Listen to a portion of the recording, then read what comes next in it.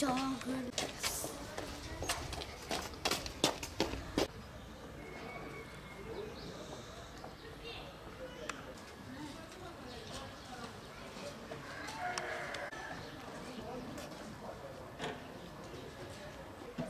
bir haftadır burada gördüğünüz iki çukurdan su akıyor.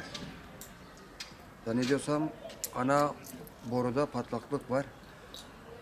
Cuma günü telefon açtım. Arada cumartesi pazar girdiği için hafta sonunda çalışmayacaklarını beyan eden Marsu yetkilileri pazartesi tekrar yine aradım. Yine gelip kontrol eden de olmadı. Salı, çarşamba derken tekrar yine aradım. Adamların bana verdiği demeçte sadece kepçenin olmadığı ve herhangi bir müdahalede bulunamayacağını söylüyorlar. Gördüğünüz gibi mahallenin tamamı sular altında kalıyor. Şu anda sular yeni bırakıldı zannediyorsam. 200 saat sonra burası komple suyla dolup taşıyor. Yetkililerden ricam lütfen bu çukurları bir an önce gereken yapılmasını istiyoruz. Bu suların tamamı bizim faturalara yansıyordur. Geçen ay ben su faturasını 80 lira ödedim. Dün gelen faturayı 280 lira diye yazılmış.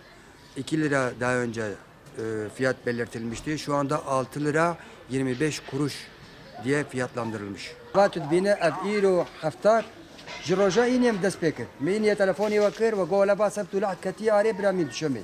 Ev'iru haftak ab derre warfa hale ve mahalle bine.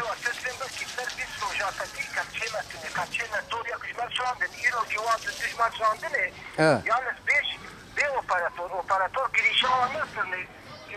او كتشجينا ايه ايدي بلديه يا شو هذا بسيط عليك ده هذا المدني لكن girişi operatör anızı.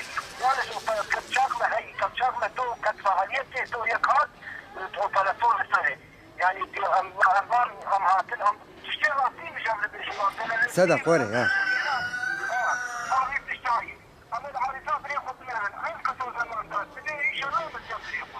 سبيت يا شيخ فاف انا دارك ما انا اف دارك يعني انا ليش حكي الوقت ذاته اتباع مثلا عارضاي ان شاء الله سبيل Abi Aviro tam haftak aynı pep sürekli hun tekrar dikin.